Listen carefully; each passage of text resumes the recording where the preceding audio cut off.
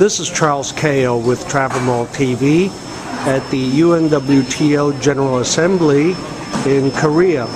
And with me just now is Dr. Victor Wee, who is the chairman of the Malaysia Tourism Promotion Board. Thank you for joining me, Victor. Well, thank you. It's good to be here. Yeah. What's the latest development that you're proud of in the development of tourism in Malaysia? Well, in Malaysia, we're trying to reinvent ourselves. As you know, Malaysia is now the ninth largest destination in the world. Last year itself, we received 24.6 million tourists, and which brings in foreign exchange of $1 billion every 3 weeks. Wow. Now, the idea is that how could we use tourism to propel economic development? Over the last 12 years, the government has given sufficient resources and backing in order to make tourism as a top priority, one of the top priority sectors. And as a result of which, the tourism arrivals stood at about 5.5 million in 1998, and over the last 12 years or so, it has now grown to 24 million. So we are talking about a 19 million jump in tourist arrivals. That is well and good. But how do you see ourselves moving forward? Now, obviously, Malaysia has the aspirations, like many countries, to move from a high middle-income country into a high-income country. And it is looking at which are the sectors that can help the country move itself up into the high-income country. And one of the sectors that have been earmarked to do this job is tourism. So last year what we had was what we call a lab, or short for laboratory.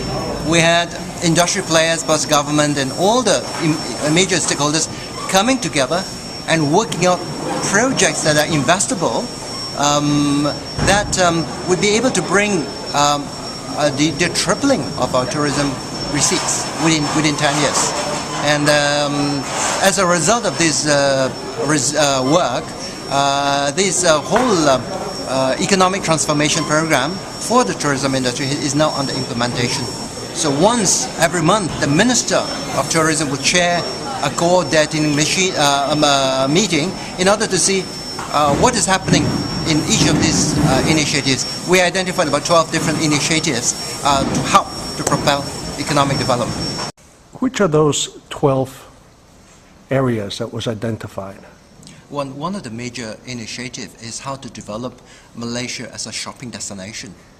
And there are three initiatives to this. But one of the major things that the government, that we managed to convince the government to do, is to remove duties on 300 items of consumables, which means that we are effectively making Malaysia into a duty-free destination. And this is because Malaysia has a population of about 28 million, but coupled with the tourists that comes over to Malaysia, it becomes a very feasible thing. In fact, people are coming over to Malaysia to shop. So by removing duties, making Malaysia duty-free, this is the government's way of saying, let us help the tourism industry.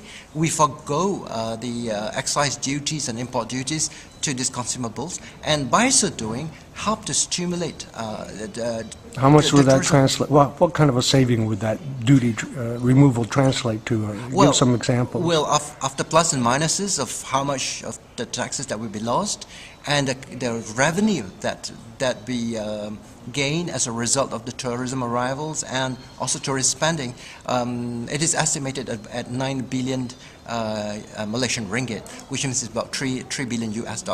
So it's going to be a substantial injection to the Malaysian economy. For the visitor, what kind of savings might they have without this duty? Well, it depends on the items they shop. Let's say clothing. Yes, clothing also depends on items. But generally, Malaysia didn't, in the first place, do not really have such high taxes.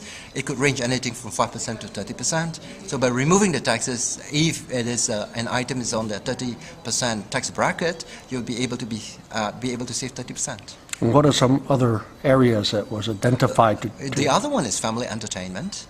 And in the family entertainment, we saw that on the island of Borneo, you have Sabah, which is a rapidly expanding or rising tourist destination. And we felt that in order to make Sabah even more attractive as a tourist destination, besides the offerings of the sea and the diving sites, the mountains. mountains, and the nature reserves, is to have an integrated resort. So this is, with this integrated resort, we will be able to tap tourists all around, maybe within 4 or 5 hours flying distance. And this could come right up to Korea, to Taiwan, to China, and Vietnam.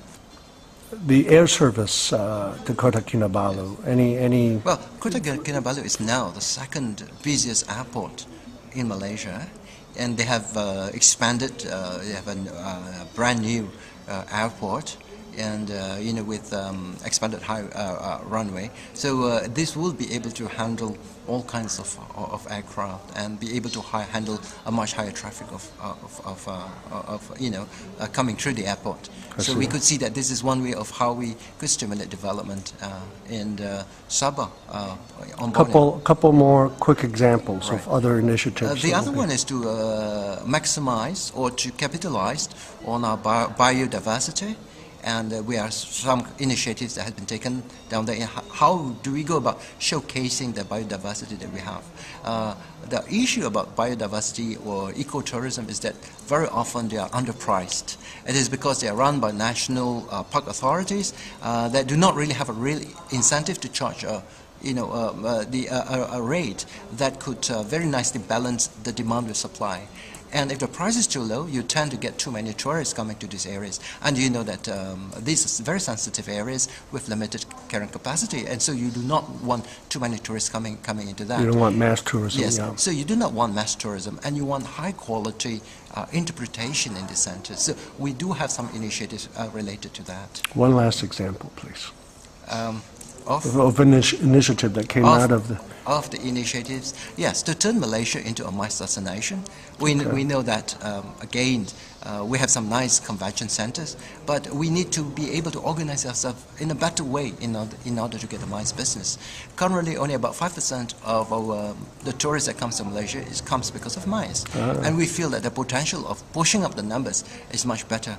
As a result of which, we have established the Malaysian Convention Bureau that has, in which you bring together the private sector together with the government in order to bid for international conventions. I noticed the last 3 years, Yes. 4 years, a lot of new convention centers built all around Malaysia. That's right, and therefore we need to be more aggressive in getting the business tourism for Malaysia. Thank you, Dr. Victor Wee, Chairman of Malaysia Tourism Promotion Board. Yes, thank you.